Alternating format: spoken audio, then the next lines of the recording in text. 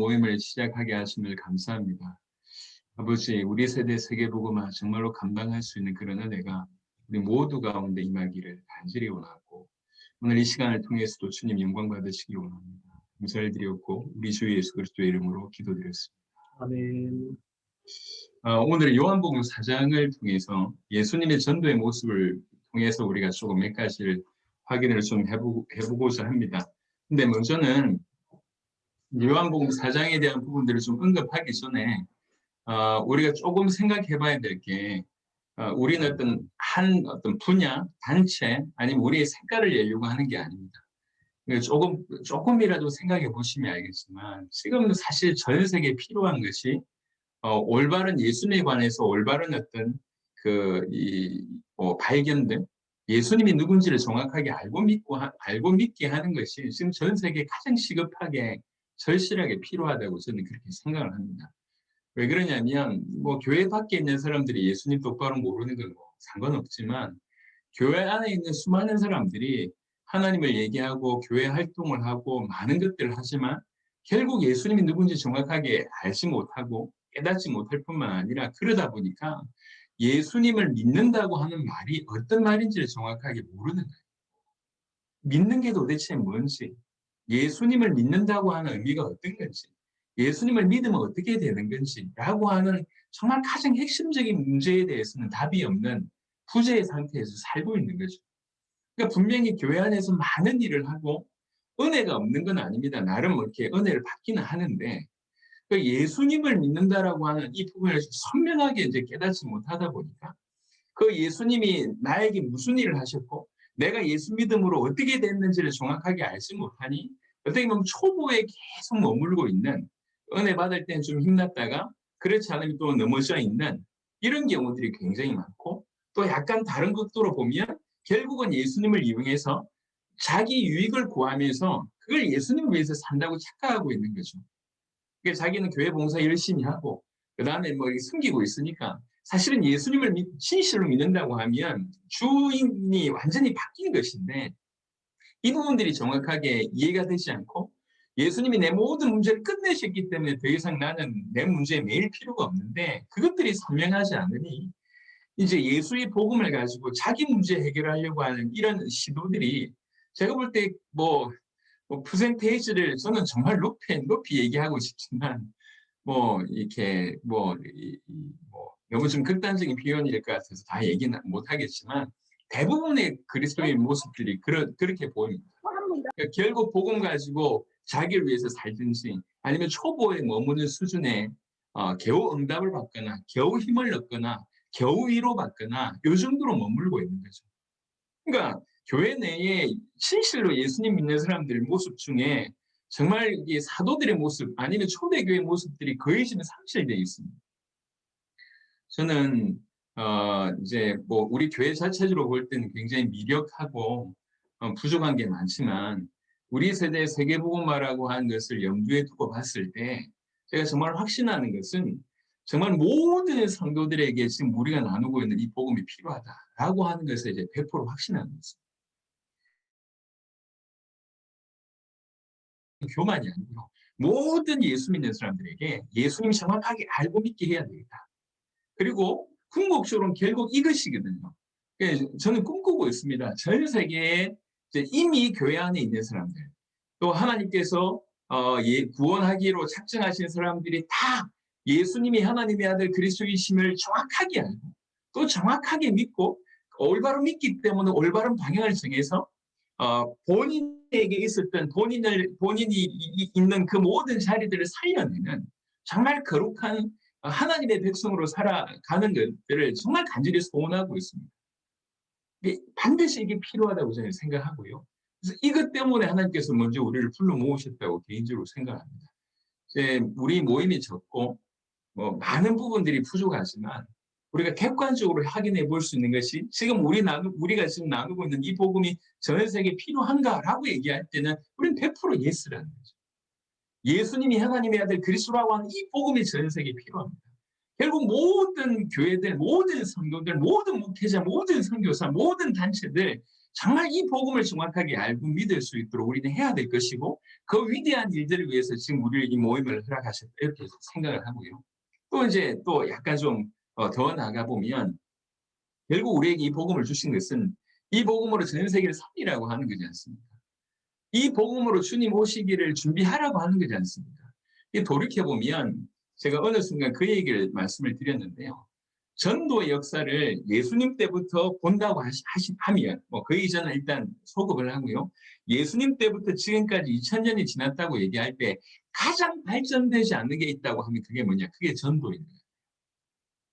예. 전도가 발전이 안 돼. 이게 무슨 말이냐면, 방법은 다양하게 나오는데, 이게 이제 이 과학의 발전과 비교해서 볼 때 전도는 거의 발전이 안 되고 있는 것 같습니다. 그러니까 결국 왜 이러냐고 얘기할 때 제가 개인적으로 생각해 본다고 하면 포커스를 어디 두고 있냐면 이제 본인이 알고 있는 은혜 받은 걸 전하는 요 정도에 머물러 있거나 아니면 이제 본인이 속해 있는 어떤 단체 아니면 교회를 위한 어떤 전도 요런 아니면 특별한 어떤 방법을 발견했는데 어떤 원리 같은 걸 발견했는데 이 원리만 맞다라고 하는 어떤 요런 부분들. 그러니까 이제 크게 보지 못하고 주님의 다시 오심을 위해서 세계복음화라고 하는 것을 정의하지 못하고 그냥 눈앞에 있는 우리 교회 부흥 아니면 내 사역의 어떤 확장 아니면 내가 발견한 이 원리대로 해야 된다라고 하는 이런 주장 이런 것들 때문에 세계복음화하고 상관없는 일들만 계속 일어나는 거죠.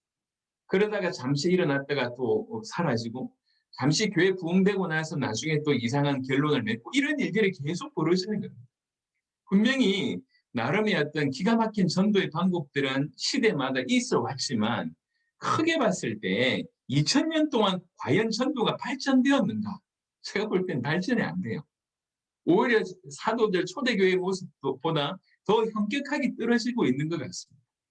그래서 이쯤에 하나님께서 우리에게 복음을 주신 것은 당연히 우리가 그 복음으로 살아야 될 것에 대한 얘기입니다. 하지만 이 복음은 종착역이 우리가 아니잖아요. 이 복음을 우리에게 주신 이유는 우리를 통해서 흘러가게 하기 위함이 아닙니까? 이게 당연한 얘기거든요. 주님의 다시 오심을 위해서 우리에게 주어진 이 복음이 타인에게 세계로 흘러가게 만들어야 되는데 그러면 그 눈은 주님이 보시는 눈으로 전 세계에 필요합니다. 또 동시에 올바른 전도가 전 세계에 필요합니다. 그 올바른 전도는 항상 뭐가 깔려 있어야 되냐면 주님의 시선이 깔려 있어야 됩니다. 주님은 전 세계가 근심받기 원합니다. 우리는 전 세계를 살리는 성경의 전도를 진행을 해야 된다는 거죠. 그러니까 그 안에 세픽세픽하게 아주 세밀하게 뭔가 이렇게 추가하고 뭐 하는 부분들은 얼마든지 저는 가능하다고 생각을 합니다. 하지만 큰 어떤 영적인 원리는 우리가 절대로 포기하면 안 됩니다. 하나님은 전 세계를 살리기를 원하십니다. 복음 전도는 복음이 전해지는 겁니다. 이걸 포기하면 안 됩니다. 올바른 복음이 전해지는 게 전도고요. 전 세계를 살리기 위해서 당연히 해야 될 것은 전 세계 살릴 수 있는 제자를 찾는 겁니다. 하지만 또 하나 놓치지 말아야 될 것은 하나님 원하시는 세계복음화는 소수의 특별한 사람을 통해서 특별한 일들로 일어나는 것을 기뻐하시기보다는 우리 각자가 자기에게 맡은 영역들을 감당하면서 세계복음화 하기를 원하십니다. 달란트 비유가 그런 케이스고 고을 비유가 그런 케이스라고 저는 생각을 합니다. 그래서 정상적으로 예수님을 구주로 믿는 사람, 예수님을 하나님의 아들 그리스도로 믿는 사람, 예수님이 내 인생의 모든 문제를 끝내셨고 지금 나와 함께 계시다고 정말로 믿는 사람이라고 하면 당연히 이 사람은 주님의 다시 오심, 신랑 되신 그분의 다시 오심을 준비하는 방향으로 전환해야 되는 것이 당연합니다. 주님의 다시 오심이 남 얘기가 아니고 나의 얘기가 된다는 거죠. 어떻게 그러면 세계복음화를 감당할까라고 얘기할 때에 저도 그런 마음을 가지고 있고 우리 김영우 선교사님도 그런 마음을 가지고 있고 강순철 선교사님, 김건율 선교사님 다 그런 마음을 가지고 있다고 하면 서로 싸워야 될 게 아니라 뭐 이렇게 분쟁해야 될 것이 아니라 하나님이 각자에게 맡겨준 역할들을 충실하게 그걸 복음화하면서 또 동시에 우리가 연합을 하는 거예요. 정말 세계복음화가 목표라고 하면 그렇다고 하면 하나님이 나에게 주신 이 땅은 내가 살려야 되지라고 하는 것을 우리 선교사님들도 그렇게 생각해야 되지만 구원받은 모든 자가 그런 생각을 해야 된다는 거죠. 그래서 나에게 맡겨준 영혼 이거 내가 살린다는 겁니다. 무디라고 하는 사람이 정말로 이제 뭐 100만 명 이상 영 구원하는 그런 일들이 벌어졌지 않습니까? 근데 일평생 복음 전했는데도 믿지 않았던 친구 몇 명 있었다고. 근데 그 친구들을 포기하지 않고 계속 기도 제목 적어놓고 기도한 거예요. 나중에 이제 무디가 죽습니다. 그러고 나서 친구들이 뭐 이미 믿는 사람들, 믿지 않은 사람들이 와서 이제 무디의 어떤 소품을 정리하다가 그 성경책 속에 끼워져 있는 아직 믿지 않은 그 친구의 어떤 그 기도하는 그것을 보고 이 불신자를 본 거예요. 그러고 나서 무디 사후에 예수님을 믿는 그런 일들이 벌어졌거든요. 역할들은 당연히 감당을 하되 하나님 나에게 주신 영혼들은 내가 살려야 된대. 우리 모든 성도들이 이렇게 생각하게 될 때 언젠가 되겠지. 누군가를 통해서 역사하시겠지. 이것도 맞지만 하나님 나를 통해서 나에게 붙인 영혼들이 복음받을 수 있도록 주님 나를 사용해 주십시오. 이게 올바르지 않냐는 거죠. 그래서 특별한 능력이 아닙니다. 복음받은 자는 누구나 전도할 수 있는 복음받았다는 얘기는 답이 있기 때문에 누구나 올바르게 복음을 전할 수 있는 그런 일들이 벌어집니다. 하나님께서 역사하시니까. 그래서 올바른 성경의 복음을 가진 자가 주님의 다시 오심을 기다리는 방향을 두고 인생을 살되 그걸 하기 위해서 주어진 역할들을 다 감당하는 겁니다. 열심히 일하고 열심히 돈 벌고 열심히 친절하게 살면서 항상 영혼 구원을 염두에 두는 것이 이 땅은 내가 살려야 된다. 나에게 붙여진 영혼 내가 살려야 되고 이 지역 내가 감당해야 되지 않겠냐. 이런 마음으로 하루를 기도하고 한 달을 기도하고 1년을 기도하고 죽을 때까지 기도하면서 도전을 하는 겁니다. 우리 성도들이 그렇게 될 수 있도록 도와야 된다는 거죠. 그러면 성도들 가슴에 성경의 복음 가지고 있으니까 성경에 전도하세요라고 얘기하면 성도들의 가슴 속에 이게 들어가지 않습니다. 자기 것이 아니기 때문에. 성도들이 인식을 해야 된다는 거죠. 이 나에게 성경의 복음을 주셨구나.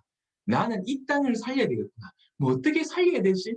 이게 구체화되면 나에게 복음이 있고 이 땅을 살려야 되는데 어떻게 라고 하는 것들이 이것들이 하나씩 하나씩 자기 것이 될 때 성경의 전도를 통해서 이 땅을 살릴 수 있겠구나라고 하는 것들이 아주 능동적으로 된다는 거죠. 성경의 전도 오직 복음을 통해서만 이 땅이 살 수 있고 이 복음을 전하는 중에 틀림없이 이 안에 숨겨진 제자가 있을 것이고 그 제자들을 찾아서 그 제자들을 빨리 성장시키는 함께 모여서 복음을 풀어내는 평화의 집을 하면 할수록 빨리 이 전체를 살릴 수 있겠구나라고 하는 것이 이론이 아니라 자기에게 당연히 내가 살려야 될 거니까 뭔가 답으로 힘있게 전달된다는 것이죠. 제가 이제 남의 일과 나의 일은 굉장히 차이가 많은 것 같아요. 남이 이렇게 암에 걸린 거하고 내가 감기 걸린 거하고 우리는 어디에 피부로 와닿습니까? 내가 감기 걸린 게 더 피부로 와닿는 거라고요. 마찬가지입니다. 이 이제 원리가 성경의 복음을 가지고 성경에 전도하세요라고 하는 것들이 그냥 성도들이 머릿속으로만 들어가면 전혀 움직이지 않습니다. 하지만 하나님께서 나에게 복음을 주셨고 내가 복음받은 내가 당연히 주님 다시 오심을 위해서 살아야 되지 않겠나라고 하는 결론이 가기 시작하고 하나님 나에게 이 땅을 주셨는데 이건 내가 살려야 되겠네라고 하는 결론이 가기 시작하면 어떻게 이걸 살리지라고 하는 것들이 아주 자연스럽게 고민이 되기 시작하고 기도하기 시작하고 그때 성경의 전도라고 하는 것들이 그냥 스쳐 지나가는 것이 아니라 각각의 답이 된다는 거죠. 이렇게 될 수밖에 없다는 거죠. 어제 TV를 잠시 보니까 이제 우리 요즘에 아파트 같은 데는 화재 나면 이렇게 바로 이제 탈출할 수 있도록 각 방마다 뭔가 이렇게 걸어놨잖아요. 탈출할 수 있는 어떤. 근데 그거를 그냥 이렇게 있으니까 사용 못 하는 거죠. 이제 한 번도 사고를 당해보지 않았으니까. 근데 저거를 그냥 뭐 이렇게 뭐 장식용으로 놔뒀나 이렇게 생각하지만 막상 뭐 화재 같은 사고가 났을 때 그걸 사용하지 않으면 죽습니다. 이게 뛰어내릴 수도 없고요. 그러니까 이제 피부로 내 것으로 다가왔을 때 피로서 우리는 제대로 움직이게 되는 거거든요. 저는 우리 세대의 세계복음화를 염두에 두고 지금 계속 뛰고 있는데 저는 계속 얘기하고 있습니다. 예수님께서 하나님의 아들 그리스도라고 하는 이 복음은 전 세계에 필요하냐? 예스. 두 번째, 모든 믿는 자는 주님의 다시 오심을 위해서 정말 기다리는 삶을 살아야 되냐라고 묻는다고 얘기하면 저는 100% 예스. 그러면 정말 이 복음을 가지고 주님의 다시 오심을 위해서는 어떤 삶을 살아야 되냐, 어떻게 해야 되냐라고 얘기할 때 각자에게 주어진 자기의 세계복음화를 감당하되 성경의 전도를 통해서 그걸 해야 된다라고 저는 생각합니다. 이것 또한 예스. 이게 모든 것이 전 세계에 필요하냐라고 물어본다면 저는 100% 예스입니다. 그래서 제가 우리 선교사님들 만나가지고 계속 이 얘기를 하는 겁니다. 남들이 모르는 걸 우리가 발견했다라고 하는 어떤 그런 수준 낮은 얘기를 하는 게 아니고, 앞만 봐도, 객관적으로 봐도 성경의 복음이 전 세계에 필요하고 성경의 전도가 전 세계에 필요하고 모든 믿는 자가 주님의 다시 오심을 위해서 준비해야 된다는 것이 반드시 필요합니다. 그런데 이런 내용들이 사실 성경 전역에 쫙 깔려 있습니다. 제가 오늘 이 배경 가운데 사실 요한복음 4장을 잠시 한번 보시도록 하겠습니다.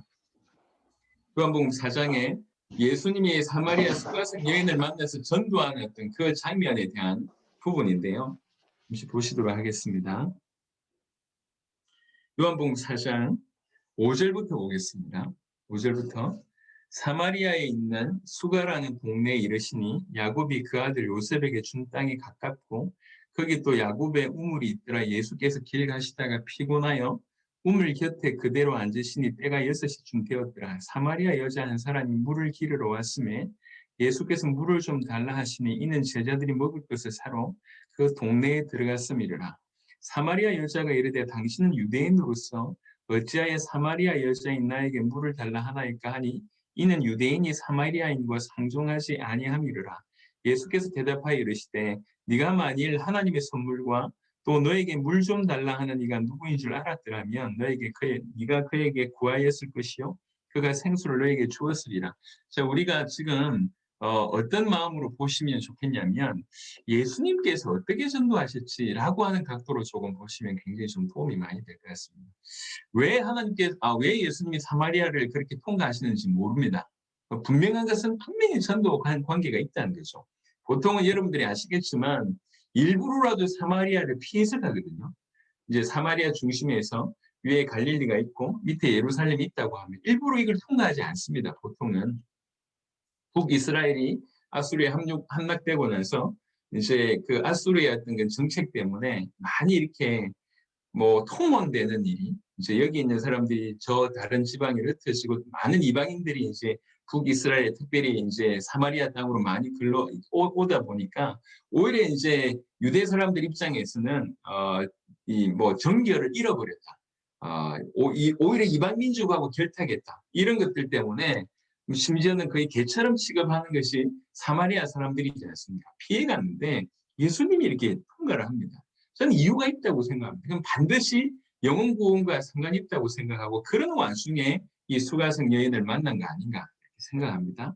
여자가 이르되 주여 물기를 그릇도 없고 이 우물은 깊은데 어디서 당신이 그 생수를 얻겠사옵나이까. 우리 조상 야곱이 이 우물을 우리에게 주셨고 또 여기서 자기와 자기 아들들과 짐승이 다 마시는데 당신이 야곱보다 더 크니까. 예수께서 대답하여 이르시되 이 물을 마시는 자마다 다시 목마르리니와 내가 주는 물을 마시는 자는 영원히 목마르지 아니하리니 내가 주는 물은 그 속에서 영생하도록 솟아나는 샘물이 되리라.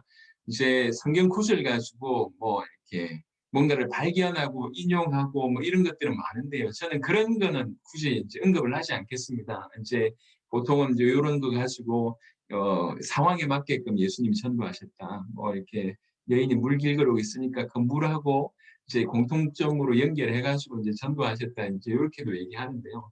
예, 그건 저는 잘 모르겠습니다. 잘 모르겠고요. 그게 올바른 적용인지 안 적용인지 그건 잘 모르겠습니다. 하나 생각하시고요. 15절에 여자가 이르되 주여 그런 물을 내게 주사 목마르지도 않고 또 여기 물 기르러 오지도 않게 하옵소서. 이르시되 가서 네 남편을 불러오라. 여자가 대답하여 이르되 나는 남편이 없나이다. 예수께서 이르시되 네가 남편이 없다는 말이 옳도다. 너에게 남편 5이 있었고 지금 있는 자도 네 남편이 아니니 네 말이 참되도다. 여자가 이르되 주여 내가 보니 선지자로소이다. 그래놓고 이제 저는 사실 왜 예수님께서 이 여인을 만났을까? 예수님은 또 이 100% 인간이지만 100% 하나님이시지 않습니까? 모든 걸 다 알고 있는데 왜 이 여인을 만났을까? 수준으로 볼 때는 지금 한번 생각해 보세요. 우리나라가 지금 그래도 이렇게 많이 발전됐지만 우리가 알고 있는 상식으로 아주 유교가 강했던 100년 전, 200년 전 우리가 한번 생각을 해보자고요. 한 200년 전쯤에 됐었는데 마을에 사람들이 그렇게 많이 살지 않고 있는 그 배경에 어떤 한 여인이 정조를 지키지 않고 이혼을 5번이나 하고 지금 6번째하고 같이 산다라고 우리가 한번 설정을 생각을 한번 해보시자고요. 예, 보통 사건이 아니지 않습니까? 근데 사실 우리나라 유교보다 더 강했던 배경이 그 유대교의 어떤 배경이라고 우리가 알고 있습니다. 절대로 칭찬받지 않았을 겁니다. 그리고 지금처럼 이렇게 아파트 문화처럼 이웃을 모르고 이런 개념이 아니잖아요. 다 알고 있습니다. 저 사람이 지금 여섯 번째하고 같이 산다는 걸 알고 있습니다. 그러니까 누가 보더라도 손가락질 받을 만한 여인이거든요. 도덕적인 수준이 사실은 바닥이고, 그리고 이제 이렇게 살 수밖에 없었던 뭔가가 있었겠죠. 제가 이제 이렇게 제가 유추해 볼 때, 이렇게 하나님의 은혜로 신혼여행을 이스라엘하고 이집트를 다녀왔습니다. 성지순례를. 신혼여행인데, 졸업여행하고 같이 갔어요. 이, 하여튼 우리 애들이 조금 제가 학교 다닐 때 좀 그랬나 봐요. 그래가지고 제가 결혼식을 준비하면서 졸업 준비 유연자까지 했어요. 그래서 졸업여행 겸 우리는 신혼여행이 된 겁니다. 이렇게 이제 갔다 왔는데, 이제 이스라엘 가보니까, 특별히 이집트 이스라엘 가보니까 시내산 근처도 그렇고, 이게 사막의 분위기가, 이제 시내산이라고 하는 곳은 아예 뭐 거의 나무가 없습니다. 색 자체가 돌이며 흙이며 색 자체가 거의 빨간색입니다. 태양이 굉장히 장렬하죠. 그러다 보니까 보통 낮 시간에는 움직임이 뜸합니다. 이제 낮 시간에 사람들이 이렇게 우물이 있는데 물길로 사람들이 많이 오지 않는 그런 배경이라는 거죠. 날이 좀 선선할 때 움직이는데 그 여인이 이제 그 시간이 왔다는 것 자체가 어떤 많은 어떤 인간관계의 부분에 좀 문제가 있지 않겠나 이런 생각도 보고요. 또 하나 생각해 볼 수 있는 것이 그때 당시에는 노예가 공식적으로 존재했던 시대지 않습니까? 본인이 돈이 있다 그러면 노예를 시키면 돼요. 근데 본인이 돈이 없으니까 본인이 직접 온 거지 않습니까? 이게 가정의 문제가 있고 경제의 문제가 있고 이미 관계의 문제가 다 틀어졌어요. 그러니까 보통 사람들 중에 가장 수준 낮은 사람이라고 해도 과언이 아닙니다. 예수님이 이걸 모르셨냐? 다 알고 계시잖아요. 그런데 중요한 거는 사회적이며 경제적이며 뭐 정신적이며 뭐 이렇게 도덕적이며 그런 수준이 낮고 안 낮고를 보시 무엇이 있는지를 보신 거라고 저는 개인적으로 생각합니다. 사실 19절과 20절의 어떤 이그 문맥의 전환은 제가 볼 때 굉장한 걸 시사해 준다고 생각합니다. 이 여인이 깜짝 놀랐습니다. 예수님이 자기를 맞추니까요. 자기의 어떤 그 상황을 알아맞추니까 기가 막히죠. 그래놓고 뭐라고 얘기하냐면 내가 보니까 당신이 참 선지자 같습니다. 정말 하나님 보내신 자 같습니다. 이래놓고 뭐라고 얘기하냐면 그게 지금 이 사람이 가지고 있는 중심입니다. 20절에 우리 조상들은 이 산에서 예배하였는데 당신들의 말은 예배할 곳이 예루살렘에 있다 하더이다. 요 질문을 하는 겁니다. 사실 이 역사적인 배경이 있잖아요. 나라가 둘로 쪼개지면서 하나님께 예배할 어떤 곳이 예루살렘에 있다 보니까 북이스라엘 이쪽으로 못 넘어올 거 아닙니까?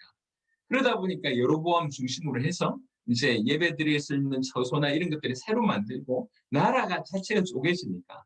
그러니까 이러면서 이제 시간이 몇백 년이 흐르는 그런 상황입니다. 근데 이제 이 여인이 이런 질문을 하는 것은 그냥 상식을 물은 게 아닌 것 같아요. 정말로 예배를 드리고 싶은데 당신들의 말은 예루살렘에서 드려야 된다고 하고 우리 조상들은 이 산에서 드려야 한답니다. 이건 지금 역사적인 얘기를 하는 게 아니잖아요. 상식을 얘기하는 게 아니지 않습니까? 가장 당신 선지자네요? 이렇게 해놓고 가장 중요한 거를 지금 물어보는 거잖아요. 이 사람 속에 있는 어떻게 보면 가장 갈급한 부분을 지금 꺼내는 겁니다. 당신 하나님 보내신 자네요.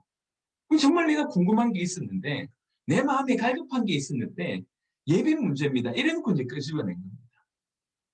21절에 사실은 예수님께서 이 여인의 바로 그 중심을 보신 것이 아닌가. 사람을 외모로 보시지 않고 중심으로 보신다고 하는 표현이 성경에 그대로 있지 않습니까? 예수님이 이걸 아신 거죠. 그러니까 제가 지금 뭐 얘기를 하고 싶냐면 예수님이 지금 사마리아를 복음하러 갔다. 이걸 가정을 해서 한번 보시자는 겁니다. 지금 예수님은 한 명을 건져내는 데에 목표하지 않습니다. 예수님의 만남을 통해서는 이 한 명도 중요하지만 한 명에게 제대로 복음 전해졌을 때 일어나는 그 사마리아 전체라는 걸 염두에 두고 봤을 때 할 수 있는 그런 부분들로 우리가 좀 생각해 보시면 많은 것들이 좀 풀릴 거라고 생각합니다. 하여튼 21절에 예수께서 이르시되 여자의 내 말을 믿으라. 이 산에서도 말고 예루살렘에서도 말고 너희가 아버지께 예배할 때가 이르리라. 너희는 알지 못하는 것을 예배하고 우리는 아는 것을 예배하노니 이는 구원이 유대인에게서 남이라. 아버지께 참되게 예배하는 자들은 영과 진리로 예배할 때가 오나니 곧 이때라. 아버지께서는 자기에게 이렇게 예배하는 자들을 찾으시니라. 하나님은 영이시니 예배하는 자가 영과 진리로 예배할지니라 라고 얘기합니다. 가장 부분에 칼급한 부분에 답을 주는 겁니다. 그래서 저는 전도는 답을 주는 것이다. 이렇게 이제 표현을 하고 싶은데요. 근데 어떤 일이 벌어지냐면 아버지께 참되게 예배하는 자들은 영과 진리로 예배할 때가 오나니 곧 이때라. 장소가 중요한 게 아니다. 예배라고 하는 것이 중요한 것이다. 근데 예배는 참으로 영과 진리로 예배를 해야 되는데 그때가 지금 왔다고 얘기합니다. 그때가 왜 왔습니까? 어떻게 왔습니까? 예수님 당신을 통해서 그때가 온 겁니다. 예수님을 통해서 진실로 하나님을 만나게 된 자들이 올바른 영과 진리로 예배할 수 있지 않습니까? 그러니까 사실은 이 메시지는 예배를 얘기하시면서 이렇게 예배할 수 있는 때가 왔다. 누구를 통해서요? 그리스도이신 예수님을 통해서 이런 예배가 우리 가운데 임했다라고 하는 것을 얘기하는 겁니다. 그래서 한편으로는 전도는 답을 주는 거며 또 다른 말로 이 전도라고 얘기하는 것 자체가 딴 게 아니라 결국 예수님 당신이 그리스도이심을 드러내는 것이 답이라는 겁니다. 무슨 말씀인지 이해하시겠습니까? 제가 다시 두 가지 각도로 설명드리면 표면적으로 볼 때는 예수님께서 답을 주셨습니다. 그래서 전도는 인생에 답을 주는 것이다 라고 얘기할 수 있습니다. 하지만 이게 요 문장만 있으면 이제 자칫 잘못하면 우리가 상담으로 변해갈 수 있는 것 같아요.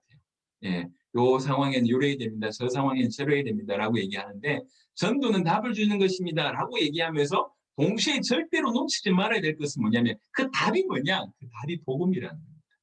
그 답이 예수님이 하나님의 아들 그리스도라고 하는 것이 답이라는 거죠. 오늘은 예배라고 하는 것을 가지고 이렇게 풀었습니다. 하지만 이렇게 예배 드릴 수 있는 때가 어떻게 임했냐? 예수님께서 그 마음한 것을 몰고 오신 거거든요. 누구든지 예수 이름을 통해서 예수님을 통해서 하나님을 만날 수가 있습니다. 예수님을 통해서 하나님을 만난 자가 참으로 그 안에 이제 성령과 진리로 예배 드릴 수 있습니다. 신학적인 부분은 제가 잘 몰라요. 신학적인 어떤 이 표현이 이 말이고 저 말이고 다른 견해가 있는데 저는 신학적인 얘기를 하는 것이 아니라 누구든지 참으로 구원을 받고 구원받은 자가 올바로 예배할 수 있는 것은 그리스도께서 몰고 오신 축복이라고 볼 수가 있습니다. 그러니까 표면적으로는 전도는 답을 주는 것이지만 결국 뭘로서 답이 되느냐? 복음으로서 답이 된다는 거예요. 예수님께서는 지금 그렇게 해서 이제 이 여인에게 답을 주죠. 그리고 이제 이 어마어마한 축복이 당신이 그리스도라고 하니 진리로 이제 왔음에 대한 얘기를 하게 됩니다. 25절에 여자가 이르되 메시아 곧 그리스도로 하는 이가 오실 줄 내가 아노니 그가 오시면 모든 것을 우리에게 알려주시리라. 저는 하나님 우리 주님이 왜 이 여인을 만났을까라고 얘기할 때 이 여인에게 찾을 수 있는 이 여인의 신앙은 20절과 25절입니다. 20절과 25절. 예배에 대해서 목말랐고 그리고 메시아를 정말로 간절히 기다리고 있었던 사람입니다. 메시아가 어떤 존재인지 100% 선명하게 모르지만 메시아가 오면 조금 속된 말로 끝난다. 이걸 가지고 있었던 거예요. 그 메시아가 오면 우리에게 모든 걸 알려준다. 그 메시아가 오시면 우리에게 모든 것을 알려주고 그 메시아를 통해서 우리의 모든 부분이 답을 얻게 된다라고 지금 고백을 하고 있는 거예요.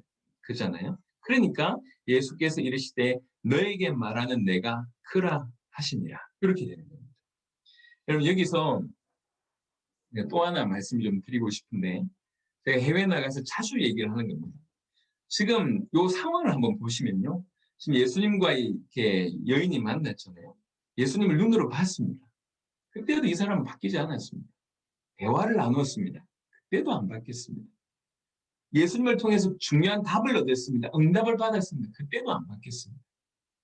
언제 이 여인은 바뀌게 되냐면 자기 눈앞에 있는 청년 예수가 그리스도라고 발견할 때 정말 청년 예수가 그리스도라고 깨달아질 때 완전히 바뀝니다.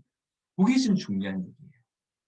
예수님을 눈으로 보고 예수님과 대화를 나누고 예수님께 응답을 받고 예수님으로부터 통해서 기가 막힌 뭔가를 받았지만 여전히 그냥 청년 예수로 봤을 때 이 여인의 인생은 안 바뀌었습니다.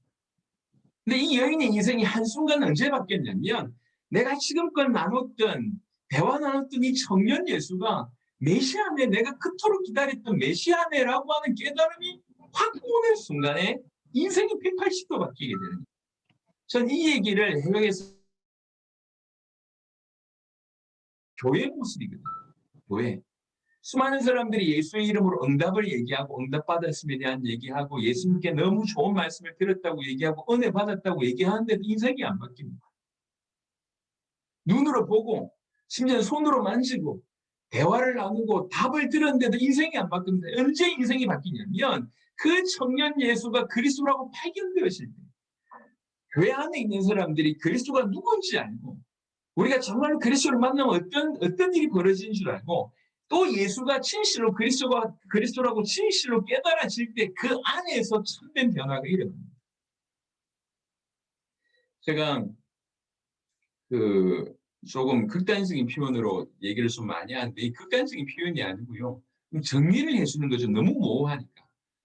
이제 그런 얘기를 합니다. 자기 구원받은 게 확실하대요. 왜 확실하냐? 옛날에 예수님께 기도했는데 자기 질병이 나았대요. 예수님이 자기 질병을 낫게 해줬으니까 자기 속에 계신 게 맞고 자기 속에 계시다고 하는 증거로 자기 병을 낫게 한 거 아니냐. 그래서 구원받았다고 얘기하더라. 그러냐. 또 자기가 굉장히 힘들 때 예수님께 기도했는데 응답을 받았다. 풀리지 않는 부분들이 풀려서 응답을 받고 기적이 일어났대요. 예수님이 내 기도를 들으셔서 내가 기적을 경험한 거 보니까 그래서 나는 구원받았다. 이렇게 얘기를 합니다. 이건요, 우리가 한번 꼭 풀어야 되는 문제거든요. 여러분, 이거는 그럴 수도 있지만 아닐 수도 있습니다. 여러분, 그냥 사복음서를 자세하게 보면 금방 답이 나와요. 예수님이 병을 고친 사람들이 이 땅에 내려오셔서 병을 고친 사람들이 허다합니다. 다 구원받았습니까? 예수님이 이 땅에 오셔서 기적을 많이 일으키셨습니다. 그 기적에 참여한 사람 다 구원받았습니까? 예컨대 오병이의 기적 같은 경우에는 5,000명 이상이 먹었습니다. 그 5,000명 먹은 그 사람 다 구원받았습니까? 아닙니다. 자세하게 보시면 알겠지만 기적을 경험하고 도망가고 병 낫고 도망가고 예수님 십자가 지셨을 때에 그리고 예수님 십자가에 못 박아 죽여야 된다고 얘기했을 때에 그게 틀림없이 그동안 예수님께서 병 낫게 하신 수많은 사람들 중에도 다수가 있었을 거라고 생각을 합니다. 병 낫고 기적 경험하고 좋은 말씀 듣고 나서는 결정적인 순간에 다 등 돌렸습니다. 실제 예수님이 십자가 지시고 이렇게 부활에 정말 동참했던 사람들은 손에 꼽지 않습니까? 취업하는 사람들만 하더라도 좋게 수만 명은 될 것인데 그 이상은 될 것인데 실제로 남아있는 사람들이 120명 아니면 예수님의 어떤 부활을 경험했던 아니면 부활을 목격했던 500명 아주 적은 숫자라고 개인적으로 생각합니다. 병 나으면 구원받습니까? 받은 겁니까? 예수님이 병 고쳐준 사람은 다 구원받는 사람입니까? 예를 들면 그런 케이스가 있습니다. 예수님이 이렇게 가는데 문둥병이었나요? 문둥병자 10명을 하나님께서 예수님 고쳐주셨지 않습니까? 다 고쳐주고 9명 도망가고 한 놈만 와서 고맙다고 인사합니다. 예수님 물어봤습니다. 나머지 어디 갔냐? 없는 거예요. 예수님이 병 고쳐준 사람 다 구원받았습니까? 아닙니다. 이건 구원의 증거가 아닙니다. 구원의 증거일 수도 있지만 병 고침이 무조건 구원의 증거다. 그렇진 않다는 거죠. 예수님을 눈으로 보면 내가 구원받았습니까? 왜 이렇게 어리석은지 몰라요. 예수님 눈으로 보고 환상으로 나타나는 게 중요하지 않습니다. 예수님이 나에게 기회에 환청을 들려주셨다 중요하지 않습니다. 지금 사마리아 여인은 예수님을 직접 눈으로 보고 대화하고 그분에게서 중요한 답을 얻었습니다. 하지만 안 바뀌어요. 언제 바뀌었냐? 너에게 말하는 내가 그라라고 얘기하시는 거예요. 메시아 그가 오면 우리에게 모든 것을 알려주실 것입니다라고 얘기하는데 너에게 말하는 내가 그라라고 얘기하실 때 큰 충격을 받는 거죠. 이 예수님이 그 그리스도구나 이런 답을 얻게 됩니다. 자, 보십시오. 그러면 어떻게 되냐면 27절부터 이때 제자들이 돌아와서 예수께서 여자와 말씀하신 것을 이상히 여겼으나 무엇을 구하시나이까 어찌하여 그와 말씀하시나이까 묻는 자가 없더라. 여자가 물동이를 버려두고 동네로 들어가서 사람들에게 이르러 내게 행한 모든 일을 내게 말한 사람을 와서 보라. 이는 그리스도가 아니냐 하니라고 얘기합니다. 이게 이제 28절, 29절이 굉장히 중요한 어떤 전도의 부분이죠. 지금 여인이 왜 왔습니까? 뭐하러 지금 그 우물에 왔습니까? 물 뜨러 왔어요. 물 뜨러 왔다고요. 물 뜨러 왔는데 물동이를 버려뒀습니다. 이게 좀 중요하지 않다는 거예요. 나머지를 다 버리라 이 얘기가 아니라 진짜 중요한 걸 발견했다는 거죠. 그리고 나서 아까도 말씀드렸지만 주변에 적지 않은 사람들을 통해서 비난받고 있고 할 수만 있다면 사람들을 피해 다니던 사람이 이 사람 아닙니까? 근데 자기 입으로 가서 동네 사람들한테 갑니다. 그래놓고 내가 행한 모든 것, 그 어떤 겁니까? 다 들어온 거 아니에요. 다 잊고 싶은 그런 나쁜 기억들인데 그걸 끄집어냅니다. 니네들 다 알고 있지 않냐? 내가 어떻게 행했는지. 근데 내가 행한 모든 일을 직접 본 적도 없는 사람이 직접 와서 내가 행한 모든 일들을 얘기하더라. 이 사람 그리스도 아니냐라고 얘기하면서 예수님이 그리스도이심을 전하기 시작합니다. 딱 그 얘기를 합니다. 저 예수님이 그리스도다라고 이제 전도하기 시작을 하는 거죠. 제자들에 대한 얘기가 이제 30절에 그러니까 그들이 동네에서 나와 예수께로 오더라. 이제 이 여인의 전도를 통해서 예수님께로 몰려오기 시작을 하는 거죠. 이 한 명이 그 수가라고 하는 그 수가라고 하는 땅의 수많은 사람들을 예수님께로 끌고 오는 인도하는 역할들을 하게 됩니다. 그 사이에 제자들이 청하에 이르되 랍비여 잡수소서 이르시되 내게는 너희가 알지 못하는 먹을 양식이 있느니라. 제자들이 서로 말하되 누가 잡수실 것을 갖다 드렸는가 하니 예수께서 이르시되 나의 양식은 나를 보내신 이의 뜻을 행하며 그의 일을 온전히 이루는 것이니라. 너희는 넉 달이 지나야 추수할 때가 이르겠다 하지 아니하느냐. 그러나 나는 너희에게 이르노니 너희 눈을 들어 밭을 보라. 휘어져 추수하게 되었도다.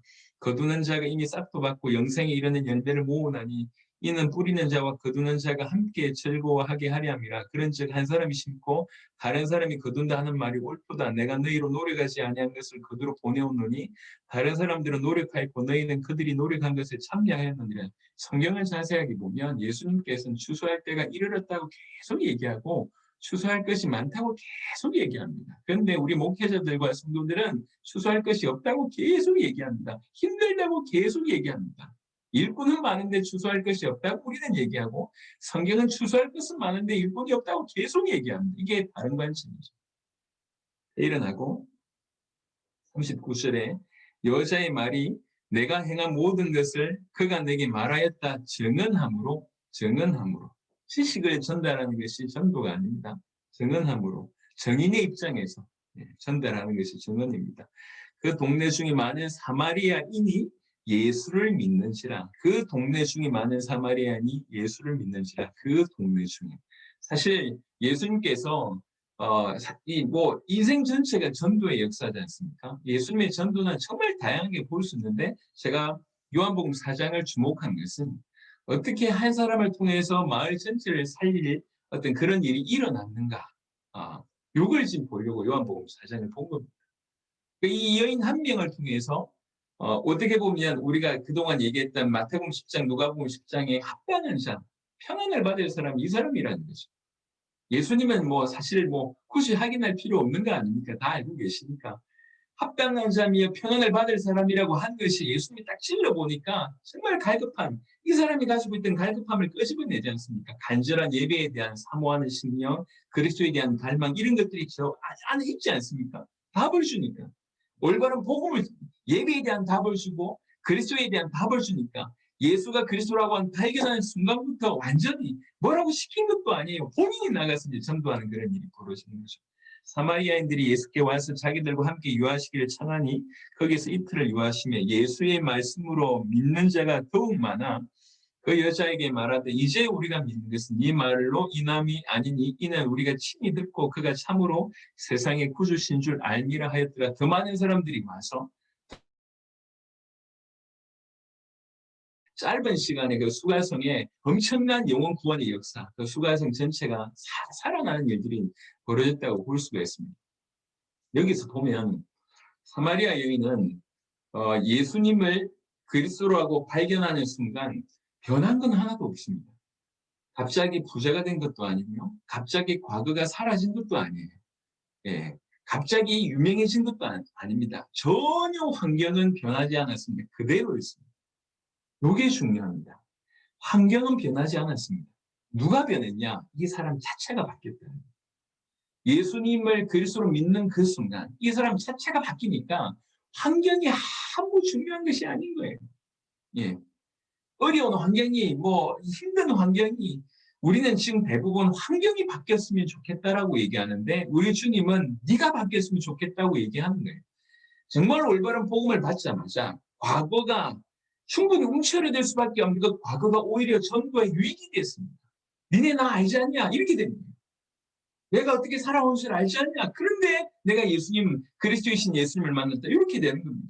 돈 없는 게 중요하지 않습니다. 지금 물길로 왔다가도 물동이 버려도 지금 쫓아가고 있지 않습니까? 사람들이 자기를 비난하든지 과거가 어떻든지 돈이 없든지 중요하지 않습니다. 예수님을 그리스도로 믿는 이 사람 자체가 바뀌기 시작을 한 거죠. 그러면서 이런 합당한 자, 평안을 받을 자, 주께서 예비한 자들에게 복음이 정확하게, 다른 말로 예수님이 그리스도이심이 정확하게 전달되기 시작하면 그 말 전체를 당연히 뭐 이렇게 살려야 된다 의무가 아니라 너무 자연스러운 반응이 아닌가 생각을 합니다. 그래서 그 말 하나 전체를 살려내는 그런 일들이 일어납니다. 그래서 요한복음 4장은 성경의 전도를 이해할 때 굉장히 중요한 어떤 케이스 중에 하나입니다. 그래서 요 장면이 그대로 사도행전 16장, 17장, 18장이 그대로 사도들을 통해서 재현된 걸 보게 됩니다. 사도 바울이 가는 곳마다 이렇게 하는 겁니다. 예. 그래서 중요한 제자들이 이렇게 찾고 그 제자를 통해서 그 지역을 변화시키고 이런 일들이 계속 일어납니다. 그래서 우리는 이런 일들이 우리에게 일어나야 되고 더 중요한 것은 우리는 지금 목회자로서 리더로서 선교사로서 있기 때문에 우리가 돕는 그 선교 대상자들 우리 이 성도들이 같이 이런 부분들에 도전해야 될 이런 삶을 살 수 있도록 해야 된다는 생각을 합니다. 개인적으로도 간증들이 좀 있긴 한데 또 차제의 그 얘기를 좀 드렸으면 좋겠고요. 일단 큰 원리들을 지금 말씀을 좀 드립니다. 그래서 일단 몇 가지를 다시 한번 좀 정리를 좀 드리면 예수님의 전도라고 얘기할 때 예수님께서는 처음부터 전 세계를 살리기 위해서 오셨습니다. 전 세계를 살리기 위해서 오셨기 때문에 누구보다도 중요한 건 뭐냐면 자기가 당신이 이 땅에서 들리심을 받고 나서 여전히 이곳에서 세계복음을 사람. 그래서 제자에 집중을 하신 겁니다. 12사도에게 집중하신 건 딴 게 아니라 본인이 십자가 지시고 부활하시고 승천하신 이후에 여전히 이 땅에서 이 복음으로 당신이 그리스도이심을 깨닫고 이 복음으로 전 세계를 살릴 사람들이 이들이기 때문에 그래서 표면적으로는 대중사역을 하셨지만 이면적으로는 철저하게 제자사역을 하셨습니다. 그래서 요한복음은 제가 이제 여러 번 이렇게 좀 강추를 하는데요. 요한복음에 이런 구절들이 심심찮게 나옵니다. 이는 너희로 믿게 하리 함이라. 이런 구절이 심심찮게 나옵니다. 왜 그러냐? 모든 포커스가 여기 달려있거든요. 지금 몇 명 고치는 게 중요한 게 아니에요. 그것도 중요하지만 어떤 일의 어떤 무게를 볼 때에 이 제자들을 믿게 하는 것이 훨씬 중요합니다. 예, 기적을 일으키는 것보다 더 중요한 건 이 기적을 통해서 제자들이 믿게 하는 겁니다. 예, 어떤 역사를 일으키는 것도 중요하지만 그 역사를 통해서 이 제자들이 믿게 하는 겁니다. 이게 더 중요합니다. 왜 그러냐? 처음부터 우리 주님은 전 세계를 살리기 위해서 오셨기 때문에 전 세계를 살릴 수 있는 이 제자들이 제대로 복음의 눈독을 살릴 수 있도록 했다는 겁니다. 이게 예수님의 전도를 크게 봤을 때도 알 수 있는 부분입니다. 그리고 어느 지역에 가든지 간에 제자들에게 또 보여주신 겁니다. 예수님이 어떻게 전도하시는지. 물론 한 명 한 명 영혼들에게 복음을 전해서 그들로 하여금 올바른 구원받게 하는 일들 무수하게 하셨습니다. 또 동시에 어떻게 하면 한 마을을 살릴 수 있는지 이런 부분들도 언급을 하신 거예요. 왜 그러냐면 마태복음 10장, 누가복음 10장 예수님께서 두식 내보냈지 않습니까? 뭔가를 보고 가야 될 거 아닙니까? 그 뭔가를 보고 간다고 얘기했을 때 중요한 힌트가 됐던 것이 요한복음 4장이지 않을까라고 하는 생각도 합니다. 예. 합당한 자, 평안을 받을 자를 찾으라고 얘기했을 때 본 적이 없는데 어떻게 찾냔 말이에요. 근데 예수님의 삶 속에 그런 일들이 일어나는 걸 볼 때 충분히 이해가 되는 거죠. 무슨 말인지. 분명한 것은 예수님께서 이 여인을 찾아냈습니다. 여인을 다 아시니까요. 그리고 그 여인에게 답을 줍니다. 예, 그 인생의 가장 갈급한 부분에 답을 줍니다. 전부는 답을 주는 겁니다. 근데 그 답의 내용이 뭐냐? 결국은 복음이라는 거죠. 상담하는 게 아닙니다. 상담도 복음 전하는데 필요하긴 하지만 상담이 복음은 아니잖아요. 예, 올바른 복음을 전달해야지 답이 되는 것입니다. 그러면 그래서 진실로 평안을 받을 자, 합당한 자, 예비된 자들, 제자들은 예수님이 그리스도라고 깨달아질 때 틀림없이 인생이 변화되게 됩니다. 우리 이 사마리아 수가성 여인처럼 사실 지금 우리 교회 안에서도 이런 일들이 많이 일어나요. 예수님 믿는다고 하고 뭐 예수님 경험했다고 하고 응답을 받았다고 하고 예수님의 말씀을 직접 들었다고 하고 예수님의 말씀을 사모한다고 하지만 아직 변화되지 않는 예수님하고 그냥 이렇게 육신적으로 대화하고 있는 사마리아 여인의 어떤 그때에 머물고 있는 경우들이 많다는 거죠. 예수님을 눈으로 본들, 그분하고 대화를 한들, 그분의 음성을 들은들, 그분에게 중요한 메시지를 받은들, 그분을 통해서 중요한 답을 얻었든 변화되지 않습니다. 교회 내에 수많은 성도들이 여전히 변화되지 않는 이유는 지금 답을 예수님이 누군지 정확하게 알기 전에 그냥 예수님을 육신적으로 만나고 있었던 그 사마리아의 어떤 그런 때가 아닌가 생각합니다. 한 번은 그 청년 예수가 그리스도라고 하는 것들이 발견되게 해야 됩니다. 우리 성도들이 바로 이런 일들을 목격하게 돼. 그러면 예수님이 그리스도라고 하는 의미를 정확하게 알고 진실로 그렇구나라고 깨달아지기 시작하면 이 안에서 폭발하는 일들이 벌어집니다. 그래서 물동이를 버려두고 이렇게 전혀 변화된 게 하나도 없는데 그럼에도 불구하고 그 모든 것들이 전혀 복음 전하는 데에 어떤 걸림돌이 되지 않고 그런 어려움이 있다 할지라도 전혀 이 어려움으로 여기지 않고 오히려 복음 전하는 도구로 사용하게 됩니다. 마침내 이 한 사람을 통해서 사마리아 수가성에는 엄청난 구원의 역사가 일어났습니다. 우리가 앞으로 이 복음을 가지고 성경의 복음을 가지고 성경의 전도를 한다고 할 때 사실 이 부분을 우리가 조금 주지한다고 하면 사실 너무 재밌지 않나 이 생각을 합니다. 저는 모자라지만 지금까지 이제 100개국 이상의 제자들을 찾을 때 힘들었다는 느낌이 별로 없습니다. 별로 없어요. 왜 그러냐면 아닌 사람을 설득하는 게 힘들어요. 예. 근데 올바른 제자들하고 하는 부분들은 전혀 제가 이제 우리 선교사님들을 지금 만나지 않습니까?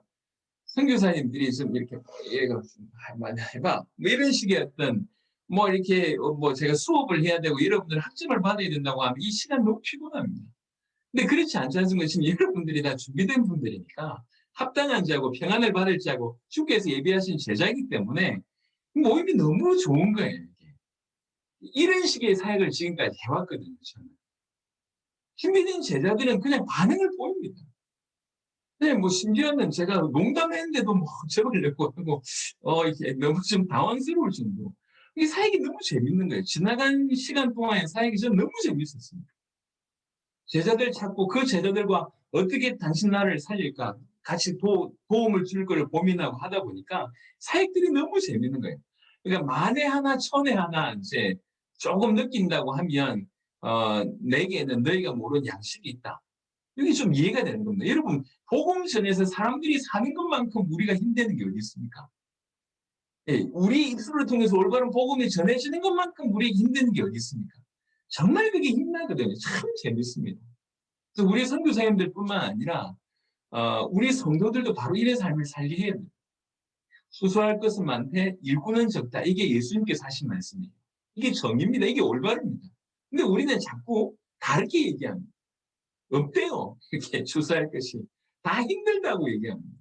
그래서 정작 일꾼은 없다고 얘기합니다. 본인이 그렇게 얘기하는 거죠. 성경은 그런 게 아닌데. 저는 지난 한 10년 동안 전 세계에 이제 나가보면 해보니까 정말 준비된 자들이 많습니다. 예, 그리고 이제, 앞으로 더 그런 문들을 하나님께서 많이 여실 거라고 개인적으로 생각을 합니다. 예, 지금 우리가, 이 성경의 전도를 가지고 어떻게 좀 구체적으로 적용을 할까라고 하는 시간들을 계속 가지고 있습니다. 중요한 게 여러분들이 충분히 소화를 하셔야 되니까 제가 성경에 있는 여러 본문을 이렇게 통해 가지고 이렇게 다양하게 설명을 좀 드리는 겁니다. 사실은 이제 이렇게 펼쳐놓으면 굉장히 간단한 겁니다. 예수님이 그리스도다 성경의 복음 이 복음 가진 자는 주님 다시 오심을 위해서 살아야 되지 않냐? 우리 세대 세계복음만 해야 되지 않냐? 어떻게 하면 되냐? 각자가 자기 영역 감당하면서 연합해야 되지 않냐? 이렇게 답이 나올 거 아닙니까? 그럼 내 땅을 내가 어떻게 살리시라고 얘기할 때 그냥 열심히 교회 데려오거나 영접 기도를 시키거나 아니면 우리 단체를 부흥시키기 위해서 우리 원리를 적용하거나라고 하는 조금 낮은 단계의 어떤 적용을 하지 말고 이 땅 전체를 살리기 위해서는 복음을 전하면서 제자를 찾고 그 제자가 빨리 성장할 수 있도록 그 제자를 집중적으로 도움이 된다라고 하는 아주 짤막한 복음의 정언에서 제자를 찾고 제자를 도와서 전체를 살리면 된다라고 하는 아주 짤막한 성경의 전도를 적용한다면 이제 그 땅을 살릴 수 있다. 이게 사실은 전부입니다. 요 내용들을 여러 다양한 어떤 부분들을 통해서 계속 이렇게 다루고 있습니다. 지난 주간에 여러분에게 이미 글로서 문서로서 다시 이제 정리한 것들을 말씀을 이제 드렸는데요. 앞으로도 이제 몇 시간 계속 먼저는 우리가 더 이해를 하고 더 가슴이 뜨거워지고 그리고 나서 또 우리에게 일어났던 일들을 또 서로 교제하고 교류하고 적용했던 이제 말씀을 마무리하면서 분명히 말씀을 드립니다. 우리는 우리 선교사님들에게 어떤 역사 이거 그대로 실천했던 이런 역사가 일어나더라라고 하는 어떤 뭔가를 만들어내기 위해서 하는 게 아닙니다. 이거는 제가 볼 때는 당연하다고 생각하고요. 저는 지금 뭘 염두에 두고 있냐면 결국 모든 세계, 모든 영혼들, 모든 구원받은 자들, 모든 목회자들, 모든 교회, 모든 단체에 이 복음이 전달되게 해야 된다. 그리고 그들이 다 주님의 다시 오심을 준비하는 그런 인생을 살게 해야 된다. 그들이 모두 각자의 현장에서 자기의 맡은 영역에서 이 복음으로 성경의 전도를 펼쳐서 우리 모두가 세계복음을 할 수 있도록 해야 된다라고 하는 것을 제가 가지고 있습니다. 그런 와중에 어떻게 보면 첫 스텝으로 첫 걸음으로 여러분하고 함께하는 겁니다. 여러분을 통해서 귀중한 응답을 가지고 설명하는 그런 사례도 일어나겠죠. 하지만 이게 없다 하더라도 상관없습니다. 틀림없이 이것이 전 세계에 전달될 겁니다. 저한테는 그런 확신이 있는 거죠. 그래서 그런 것들을 염두에 두고 인도를 받으시면서 먼저 여러분들이 도전하시고 길을 걸으시고 이제 이 일은 제 일이 아니라 세계복음한 일은 하나님의 일이고 또 저와 같이 여러분들도 여러분의 영역에서 저 이상의 어떤 큰 일들을 감당할 거기 때문에 그래서 우리가 함께 전 세계를 내다보며 전 세계 모든 믿는 자가 올바른 복음 알 수 있고 믿을 수 있도록 또 주님의 다시 오심을 준비할 수 있도록 그들의 세계복음을 감당할 수 있도록 우리가 알려주고 또 견인하고 또 배경 띄워주고 어떤 역할들을 우리가 다 감당하면서 굉장히 빠른 시간에 우리 세대의 세계복음만 될 수 있도록 하면 좋겠다는 생각을 간절히 합니다. 그래서 이렇게 여러분들이 도전하셨던 부분을 나누는 것도 경쟁하는 것도 아니고요. 이제 서로 협력하는 것이니 하나 되는 것이니 이런 우리 모임을 통해서 어떤 교단을 좀 뛰어넘고 이렇게 자연스럽게 분위기가 계속 연출이 되었으면 좋겠습니다. 사실 지금 코로나이기 때문에 뭐 지금 당장에 어떤 수많은 어떤 그런 뭐 사역들을 지금 펼칠 수 있는 여력이 없다는 걸 제가 알고 있습니다. 그래서 열매를 빨리 따먹으려고 하는 어떤 그런 의도가 제가 많지 않으니까 이제 여러분들 나름대로 도전했던 지금 있는 상황에서 했던 도전들을 또 나누고 서로 기도해주고 이렇게 응원해주고 그러면서 이제 전 세계로 한 걸음 한 걸음 같이 좀 인도를 받았으면 참 좋겠다 생각을 합니다. 하나님께서 여러분에게 큰 은혜를 주시길 바랍니다. 기도하겠습니다. 하나님, 오늘 우리 선교사님들과 함께 요한복음 4장의 사마리아 수가성의 여인의 또 그 여인을 통해서 수가성 전체가 살아나는 예수님의 전도를 보게 하심을 감사를 드립니다. 주님, 우리에게 많은 깨달음을 주십시오.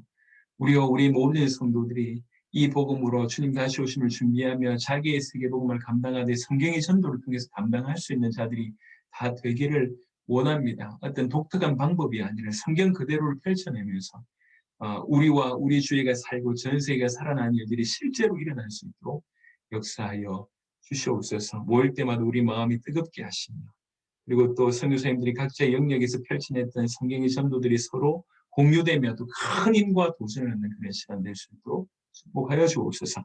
감사를 드리옵고 우리 주 예수 그리스도의 이름으로 기도드렸습니다. 아멘.